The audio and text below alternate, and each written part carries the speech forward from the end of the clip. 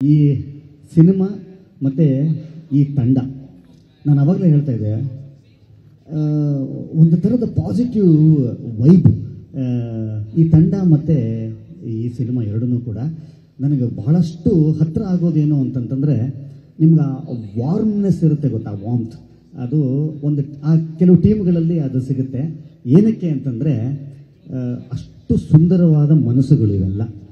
ಆ ಥರದ ಒಂದು ಸುಂದರವಾದ ಮನಸ್ಸುಗಳಿಂದ ಮಾತ್ರ ಈ ಥರದ್ದೇನೋ ಒಂದು ಸಿನಿಮಾ ಆಗಲಿಕ್ಕೆ ಕಾರಣ ಆಗತ್ತೆ ಅಂತ ಅನ್ನೋದಕ್ಕೆ ಈ ತಂಡನೇ ಸಾಕ್ಷಿ. ಅದಕ್ಕೆ ತುಂಬ ದೊಡ್ಡ ದೊಡ್ಡ ಮಾತಾಡಿದ್ರು, ಅಷ್ಟು ದೊಡ್ಡವನೇನಲ್ಲ ನಾನು. ಆ್ಯಕ್ಚುಲಿ ನಾನು ಡೈರೆಕ್ಟರ್ಸ್ ಆ್ಯಕ್ಟರ್ ಅಷ್ಟೇ. ಒಬ್ಬ ನಿರ್ದೇಶಕರು ಏನು ಹೇಳ್ತಾರೋ ಅದನ್ನು ಅಚ್ಚುಕಟ್ಟಾಗಿ ಮಾಡುವಂಥ ಪ್ರಯತ್ನದಲ್ಲಿರುವಂಥ ಕಲಾವಿದ ಅಷ್ಟೇ ನಾನು. ಇವತ್ತು ಶರಣ್ ಏನೇ ಆಗಿದ್ದಾನೆ ಅಂತಂದರೆ ಅಷ್ಟು ಜನ ನಿರ್ದೇಶಕರಿಗೆ ಸೇರಬೇಕಾದಂಥ ಕ್ರೆಡಿಟ್ಸ್ ಅದು. ಅಷ್ಟಕ್ಕೆ ಮಾತ್ರ ಇಲ್ಲಿದ್ದೀನಿ. ತುಂಬ ದೊಡ್ಡ ದೊಡ್ಡ ಮಾತುಗಳದು. ಯಾಕಂದರೆ ಈ ಥರದ ತಂಡ ಇದ್ದಾಗ ಮಾತ್ರ ಈ ಥರದೊಬ್ಬ ಕಲಾವಿದ ಗುರುತಿಸೋದಕ್ಕೆ ಸಾಧ್ಯ, ಗುರುತಿಸ್ಕೊಳ್ಳಿಕ್ಕೆ ಸಾಧ್ಯವಾಗುತ್ತೆ. ಎರಡನೇ ಭಾಗ ಆಗ್ತಾ ಇದೆ ಅಂತ ಅನ್ನೋದಾದರೆ, ಇದು ನೀವೆಲ್ಲರೂ ಏನು ಖುಷಿ ಪಡ್ತಾ ಇದ್ದೀರೋ ಇದಕ್ಕಿಂತ ಹೆಚ್ಚು ಖುಷಿ ಪಡ್ತಾ ಇರೋವಂಥ ಇನ್ನೊಬ್ಬ ನಾನು. ನನಗೆ ಇವ್ರ ಬಗ್ಗೆ ಬಹಳಷ್ಟು ಕುತೂಹಲ. ಏನಕ್ಕೆ ಅಂತಂದರೆ, ಜೊತೆಯಲ್ಲೇ ಆ್ಯಕ್ಟ್ ಮಾಡ್ತಾ ಬೆಳೀತಿದ್ದವರು ಇವರು. ಒಳಗಡೆ ನಾಗಶೇಖರ್ ಒಳಗಡೆ ಈ ಥರದೊಂದು ಅದ್ಭುತ ನಿರ್ದೇಶಕ ಇದ್ದಾನೆ ಅಂತ ದೇವರನ್ನೇ ಗೊತ್ತಿರಲಿಲ್ಲ ರೀ ನಮಗೆ. ಅದನ್ನು ನಾವು ತೋರಿಸ್ಕೊಂಡೇ ಇರಲಿಲ್ಲ. ಅವರು ಒಂದು ಸಿನಿಮಾ ಕೊಡ್ತಾರೆ, ಅದು ಹಿಂಗಾಗತ್ತೆ. ಕನ್ನಡ ಚಿತ್ರರಂಗದಲ್ಲಿ ಮರಿಲಾರದಂಥ ಒಬ್ಬ ನಿರ್ದೇಶಕರಾಗ್ತಾರೆ ನಾಗಶೇಖರ್ ಅನ್ನೋದಾದರೆ, ಒಬ್ಬ ಸಹ ಕಲಾವಿದನಾಗಿ, ಅಂದರೆ ಅವರ ಜೊತೆಯಲ್ಲಿ ಕೆಲಸ ಮಾಡುವಂಥ ಕಲಾವಿದನಾಗಿ, ಅವರ ಸ್ನೇಹಿತನಾಗಿ, ಅವ್ರ ಜೊತೆಯಲ್ಲಿ ಕೆಲಸ ಮಾಡಿದಂಥ ಒಬ್ಬ ನಟನಾಗಿ, ಇದಕ್ಕಿಂತ ಒಂದು ದೊಡ್ಡ ಸಂತೋಷ ನನಗೆ ಇನ್ನೆಂಥದ್ದು ಬೇಕು ನನಗೆ. ಸೊ ಇದೆಲ್ಲದರ ಕ್ರೆಡಿಟ್ಸ್ ಅವರಿಗೆ ಸೇರಬೇಕಾಗತ್ತೆ. ಇನ್ನು ಕಿಟ್ಟಿ ಸರ್, ಅವ್ರ ಜೊತೆಯಲ್ಲಿ ಹಲವಾರು ಸಿನಿಮಾಗಳು ನಾನು ಕ್ಯಾರೆಕ್ಟರ್ ಆಗಿ ಕೆಲಸ ಮಾಡಿದ್ದೀನಿ. ಅದೇನೋ ಗೊತ್ತಿಲ್ಲ ರೀ, ಈ ಮನಸ್ಸಿದೆಯಲ್ಲ, ಯಾವತ್ತಿಗೂ ಕೂಡ ಇವತ್ತಿನ ತನಕನೂ ಕೂಡ ನನ್ನನ್ನು ಮೊದಲನೇ ದಿವಸ ನಾನು ಹೆಂಗೆ ಕಂಡ್ರೋ ಅದೇ ಥರನೇ ನನ್ನನ್ನು ಕಂಡುಕೊಂಡು ಬಂದಿರೋವಂಥ ಒಂದು ಸುಂದರವಾದ ಮನಸ್ಸಿದು. ಇವತ್ತು ಅವರ ಟ್ಯಾಲೆಂಟಿನ ಬಗ್ಗೆ ನಾನು ಹೇಳಲೇಬೇಕು.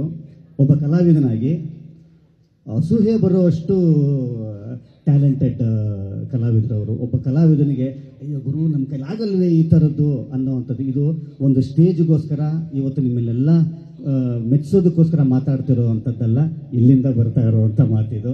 ಯಾಕಂದರೆ ನನ್ನನ್ನು ಬಹಳಷ್ಟು ಚೆಂದ ನೋಡ್ಕೊಂಡಿರೋವಂಥದ್ದು. ಈ ಟೀಮ್ನಲ್ಲಿ ಎಲ್ಲರೂ ಕೂಡ ಪ್ರತಿಯೊಬ್ಬರೂ ನನಗೆ ಕಂಡು ಬಂದಿದ್ದು ಈ ಸಿನಿಮಾದ ಸಕ್ಸಸ್ ಇಲ್ಲ ಸರ್. ನನಗೂ ಗೊತ್ತಿರೋ ಹಂಗೆ ಇಲ್ಲಿ ಯಾರೊಬ್ಬರೂ ಕೂಡ ಪ್ರತ್ಯೇಕವಾಗಿ ಕೆಲಸ ಮಾಡಲ್ಲ ರೀ, ಒಂದು ಟೀಮಾಗಿ ಕೆಲಸ ಮಾಡ್ತಾರೆ.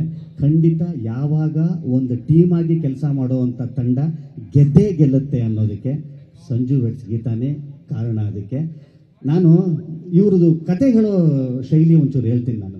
ಯಾರು ನಾಗಶೇಖರ್ ಅವರು ಒಂದು ಟ್ಯೂನ್ ಹಾಡ್ತಾರೆ. ಫಸ್ಟು ಒಂದು ಟ್ಯೂನ್ ಹಾಡ್ಬಿಟ್ಟು ಅಲ್ಲಿಂದ ಕತೆ ಹೇಳೋದಕ್ಕೆ ಶುರು ಮಾಡ್ತಾರೆ. ಏನಕ್ಕೆ ಅಂದರೆ ನಾಗಶೇಖರ್ ಮತ್ತು ಸಂಗೀತ ಇವೆರಡು ಬೇರೆ ಬೇರೆ ಅಲ್ಲ ಅಂತ ಅನ್ನೋವಂಥದ್ದು ನನಗೆ. ಈ ಸಲ ನಾಗಶೇಖರ್ ಅವರು ಮತ್ತು ಶ್ರೀಧರ್ ಸರ್ ಅವರು ಈ ಒಂದು ಹೊಸ ಕಾಂಬಿನೇಷನ್ ಸೇರಿದೆ. ಇನ್ನೂ ಒಂದು ದೊಡ್ಡ ಮ್ಯೂಸಿಕಲ್ ಫೀಸ್ಟ್ ಅಂತಂತಂದರೆ ತಪ್ಪಾಗಲ್ಲ. ನಾನು ಭಾಗ 1ರಲ್ಲಿ ಇವರ ಮಾವನಾಗಿದ್ದೆ ನಾನು, ಅಂದರೆ ತಾಯಿಯ ತಮ್ಮನಾಗಿ. ಕನ್ನಡದಲ್ಲಿ ಒಂದು ಗಾದೆ ಹೇಳ್ತಾರೆ, ತಾಯಿ ಸತ್ರು ಸೋದರ ಮಾವ ಇರಬೇಕು ಅಂತ. ಹಾಗಾಗಿ ಇವತ್ತು ನೋಡಿ, ಇವತ್ತು 2ನೇ ಭಾಗದಲ್ಲೂ ಕೂಡ ಅದರಲ್ಲಿ ಇಲ್ಲದೆ ಇರ್ಬೋದು, ಆದರೂ ಕೂಡ ನಾನು ಈ ಸಿನಿಮಾದ ಜೊತೆಯಲ್ಲೇ ಇದ್ದೀನಿ ಅಂತ ಅನ್ನೋದಕ್ಕೆ ಇದಕ್ಕಿಂತ ಒಂದು ದೊಡ್ಡ ಕಾಕತಾಳೀಯ ಏನೂ ಇಲ್ಲ. ಸಂಜು ವೆಟ್ಸ್ ಗೀತಾ ಭಾಗ 2 ಭಾಳಷ್ಟು ಚೆನ್ನಾಗಿ, ಭಾಳ ಒಂದು ಚಿಕ್ಕದಾಗಿ ಹೇಳಬೇಕು ಅಂದರೆ, ಇದು ನಾವು ನೀವು ಮಾಡ್ಕೊಂಡಿರೋವಂಥದ್ದಲ್ಲ, ಆಗುವಂಥದ್ದು ಅನ್ನೋದಕ್ಕೆ. ಸಂಜು ಮತ್ತು ಗೀತಾ ಮತ್ತೆ ಸೇರಬೇಕು ಅಂತ ಬರೆದಾಗಿದೆ ಆ ಬ್ರಹ್ಮನು.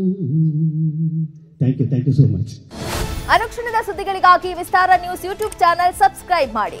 ಹೊಸ ಸುದ್ದಿಗಳ ನೋಟಿಫಿಕೇಶನ್ಗಾಗಿ ಬೆಲ್ ಐಕಾನ್ ಕ್ಲಿಕ್ ಮಾಡಿ.